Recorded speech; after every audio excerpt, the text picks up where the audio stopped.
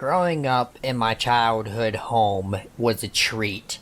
There was woods to play in and a creek at the very edge of the backyard filled with creatures and muck and relics from its past life as Boy Scout camping grounds. My three siblings and I, ages 6 to 16, used to run freely through the woods, bathing by the sunning banks of the creek in summer in swimwear, playing hide-and-seek by the campfire in autumn with other children. We loved it. I particularly loved being out in nature and would spend long hours sitting out in the woods very still and watching things come to life around me. Birds, squirrels, frogs. I trained myself to be drawn to their movement so I could spot them and learn more about them. Wintertime always meant life coming to a chilling standstill, and there was much less to see in the unforgiving tundra. When going outside was so cold that the snot freezes in your nose, you are much less inspired to spend much time outdoors. And as a 13-year-old girl just discovering boys could be cute instead of irritating, I was spending more and more time on my pink Razor cell phone. Sitting on a chair in my parents' bedroom, chatting to one of my guy friends as I am watching dusk fall upon a snowy January woodscape, I spot movement very far away, all the way to the creek. It is not an animal. My friend asked if I had been listening to him since I stopped responding. I told him that I think that there is a man in my backyard. He is heavily wrapped up and booted to traverse the scathing conditions, but he is not walking. He is standing by a tree facing my parents' large windowed house. I heard my siblings running and laughing in the festively lit living room next to me. As I peered out the window of the dark room, my friend asked what the man is doing, and we're both giggling. This situation seems a bit ridiculous. He's just staring at my house like a total weirdo, and I liked it to The Shining when Jack chases Danny through the snowy maze just off his tits. He didn't look like he had any hunting gear with him. Just a small plastic bag in hand, contents unknown. I carried on with my conversation and kept an eye on him as he stared catonically at my house for a quarter of an hour. Then again, movement triggers my attention as the man sets his bag on the ground and begins to take off his coat and gloves. I am definitely interested in what's going on now. It's far too freezing to surrender any layers this time of year. Next, the pants come down, and I am incredulous. Could he be that desperate for a piss? My friend is no longer laughing on the other end of the phone and asks me to describe to him exactly what is happening. Well, he's got his thing in his hand, and he's, I don't know exactly what the fuck he's doing. Like, making a dance. My friend asked if that means that it looks like he's jiggling his dick, and I confirmed. He told me to alert my parents and have them call the police right away. I hung up with him and did just that. The police showed up, and upon sight the man took off. The man was chased through the woods and dove into the far below freezing creek waters in an attempt to flee.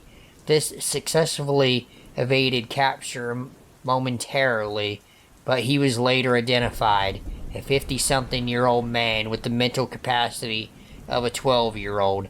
Intellectual disabilities are a valid behavioral explanation, but this man also has a long record of watching, stalking, and, in one instance, running over and tackling a 9-year-old girl on her family swing set because he wanted to play. He was under the care of his brother, but was encouraged to leave the house as much as possible to roam freely, which he did, walking up to 17 miles a day through neighborhoods and playgrounds. He knew where children played and where they lived. My parents learned all of this when his brother came over to our house to explain why I testified in court against the man. His house would have been labeled as the residence of a sex offender, which is not great. He apologizes for his brother's jerking off to their house full of children, but again, needed to protect his own interest. When it came to testify in court, I was in the room with the prosecutor and my father. The prosecutor was aware the brother had made a trip to our house and confirmed the sexual activity and went to take a statement from them. Several minutes later, he re-entered the room and let us know we did not need to testify, as although the brother had vehemently refused any sexual disorder took place, he proceeded to state that the man had an upset stomach, needed to use the bathroom, and removed his pants to do so, which is almost likely what was seen.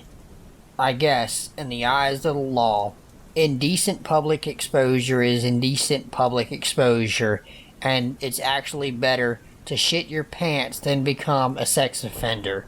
However, I will never forget my first live-action tutorial of masturbation, something that at 13 I had heard about in theory but never pictured or seen. It wasn't stomach pain relief this man was seeking, it was sexual relief. In the midst of the freezing January winds, right where that red mark is in the woods, nothing has ever creeped me out more.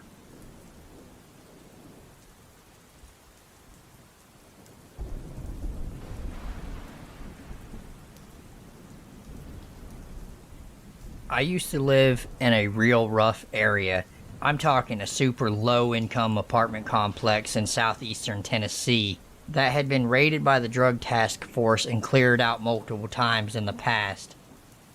The apartment complex was pretty spread out, with a lot of roads linking them all together. This place was almost like a small village, I guess, because most people in the complex would wander around outside or sit outside their apartment, and they would just socialize or do shady shit. A lot of small meth labs, dealers, and that sort of thing. They didn't tend to have a lot of problems because of a former addict myself. I didn't tend to be the snitching or moralizing sort. As long as whatever fuckery you were up to didn't impact or involve me, I didn't really give a fuck, as long as nobody was getting actively harmed. So that's who I was. The quiet gay guy who lived with his boyfriend and 4 cats, who didn't fuck with anybody, but on the few incidents I'd be fucked with, I'd been known to not back down, so I wasn't often fucked with.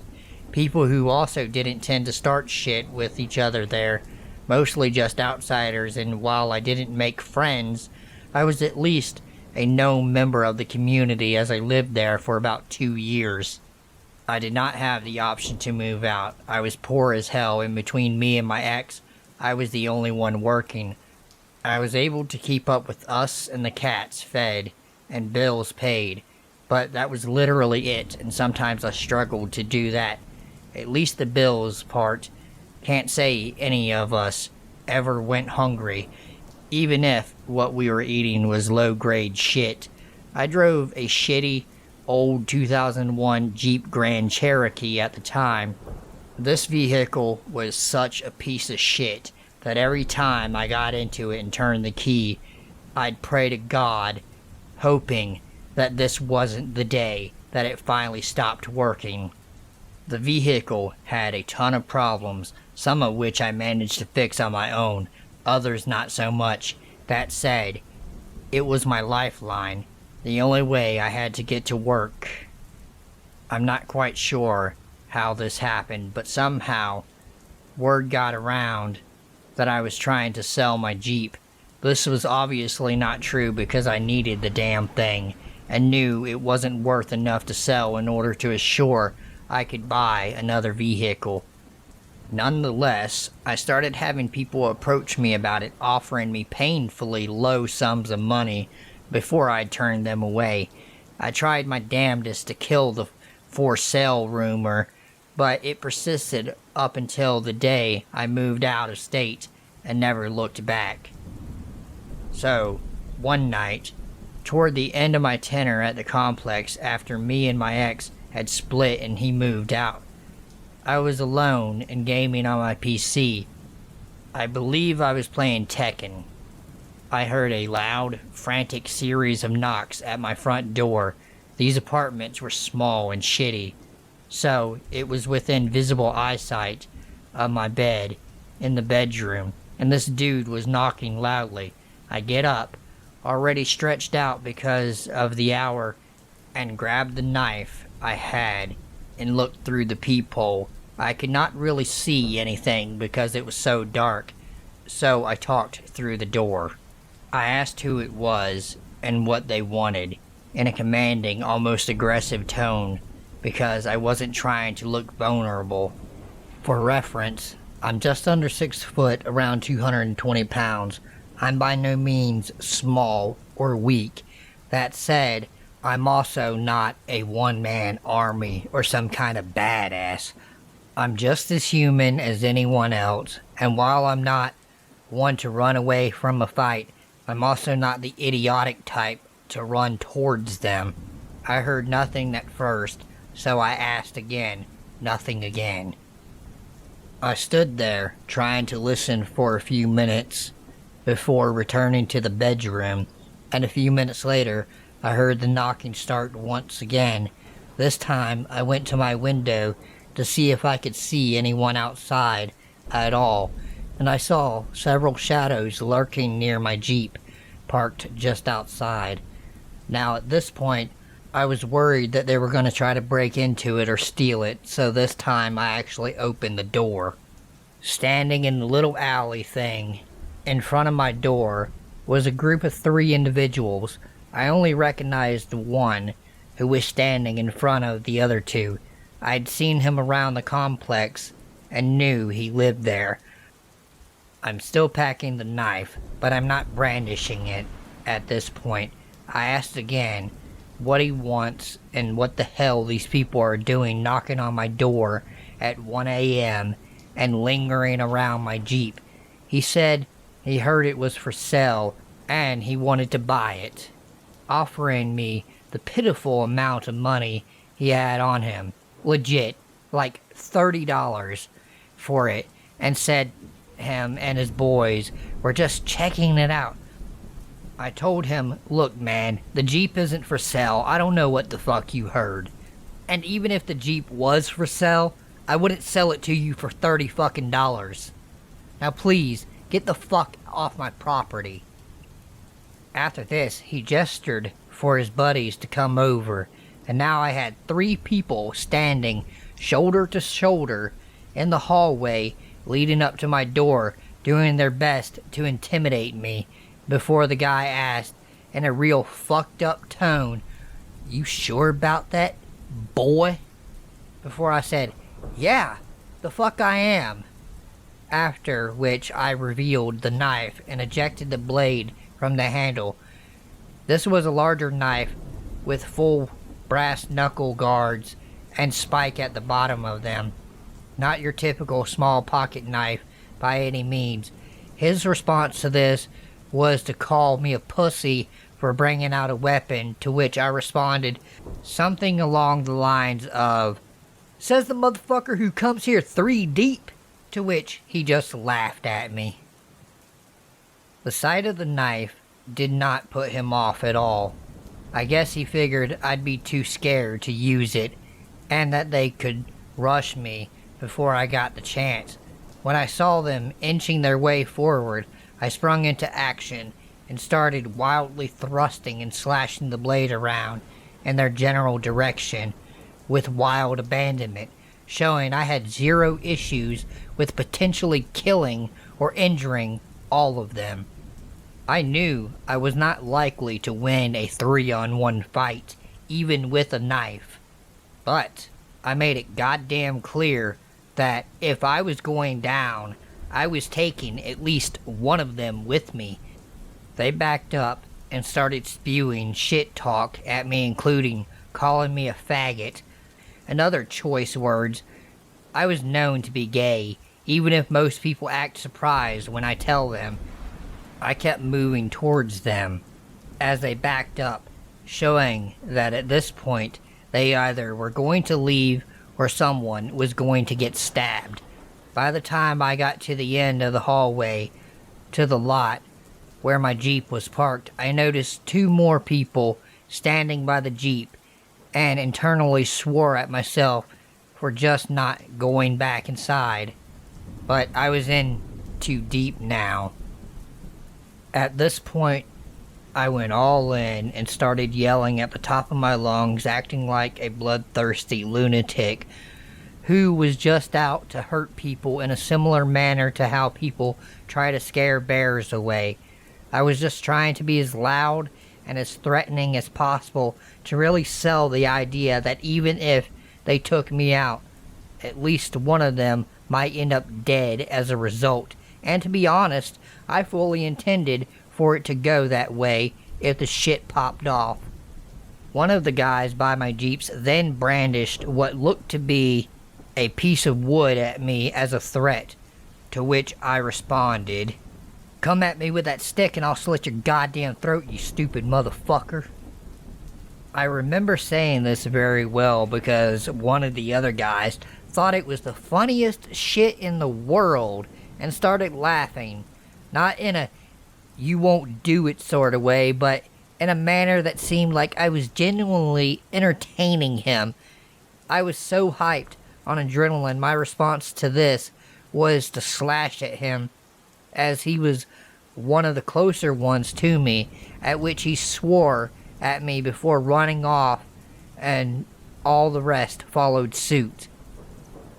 After this, I went back inside and stayed awake until sunrise to make sure that they did not come back, before finally falling asleep on the couch by the door so I could hear if anything else happened outside and hopefully wake up if it did.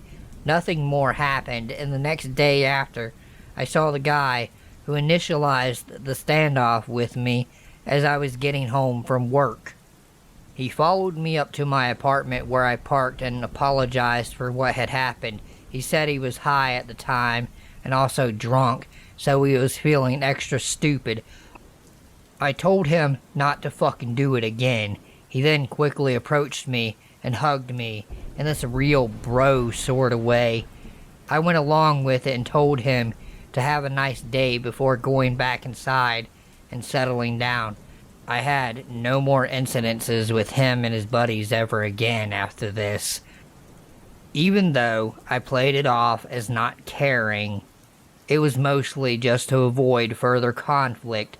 So, to the whacked out meth head and his friends who decided it was all in their best interest to intimidate me into selling my vehicle for $30, let's definitely not ever fucking meet again.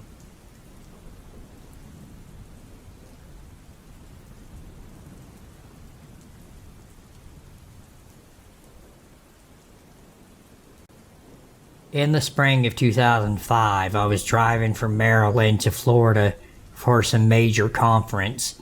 I'd left my friend's house in Richmond in the wee hours of the morning and had stopped around 5 a.m. in North Carolina to fill up the tank and empty another one.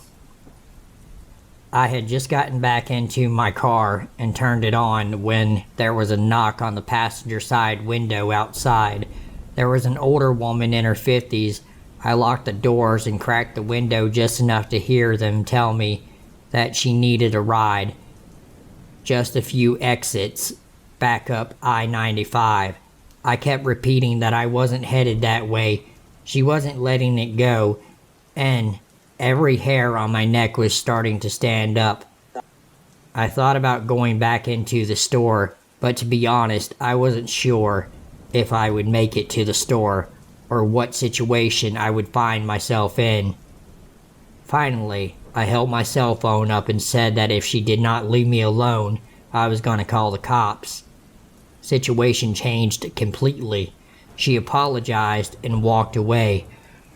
I wasn't shaking too much to drive, so I took a few minutes to collect myself before pulling out to go back to the highway.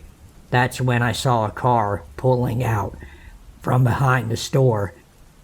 The lights hit it right away, and I was shocked to see it was her behind the wheel. I recovered real quick and pulled out of the station behind her. She made her way back to 95, and I was right behind her. That's how I saw her pull a car she didn't supposedly have on 95 South. The exact opposite direction of where she so desperately wanted to go. I got around her, and as I passed her car, she locked eyes with mine, with a stare that was so incredibly cold. I have chills to this day thinking about it. Since then, no matter what I'm doing or where I am, I never get in the car without locking the doors. I also never ever crack the windows for anyone but a cop. Anyone who approaches my car gets yelled at through the window with my hand on the wheel in case a quick getaway is needed.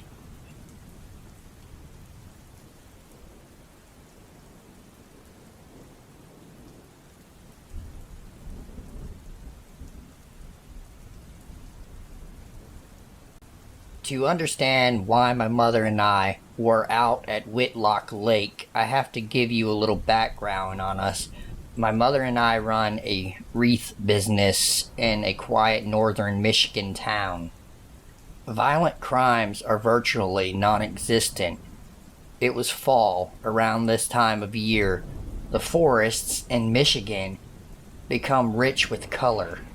This day was full of warmth and color. Instead of buying pine cones for decorating wreaths, we decided to go foraging for them in our local woods.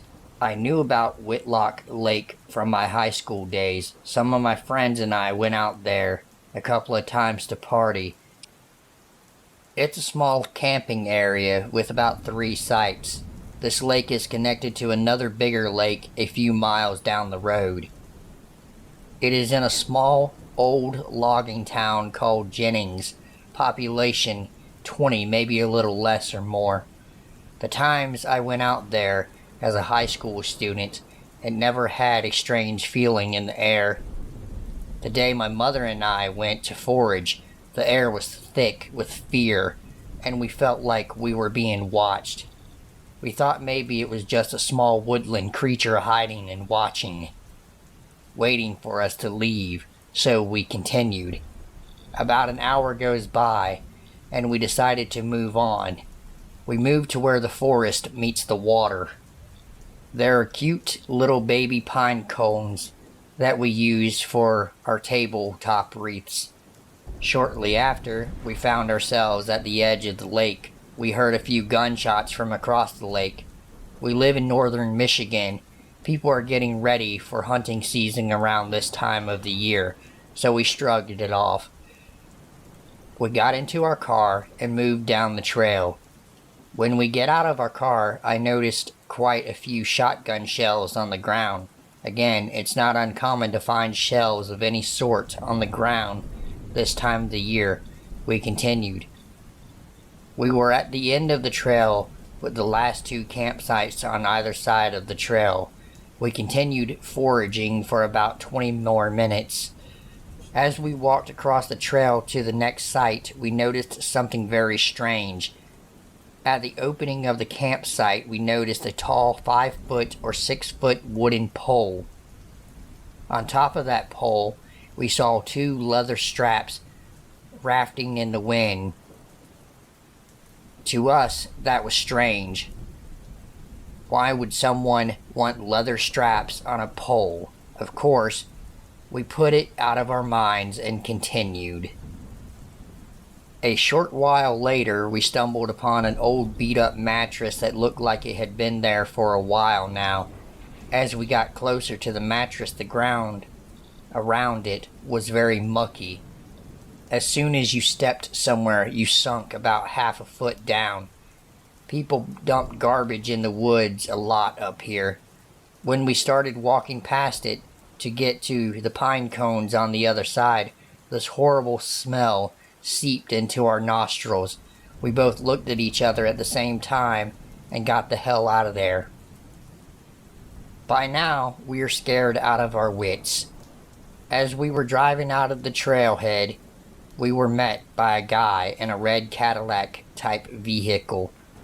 The look on his face scared the bejesus out of us. Maybe it was a coincidence, maybe it was all in our heads. I would like to think that my mother and I have a good sense of that sort of thing, and we got out of there just in the nick of time. Needless to say, my mother and I have never been back to that lake and don't plan on going back. About a week later, I couldn't hold this event inside myself anymore, so I called the cops and recalled the incidences as best as I could. They said that they would look into it, and I haven't heard anything since. This happening still haunts me to this day. I'm always thinking about what may have actually happened out there.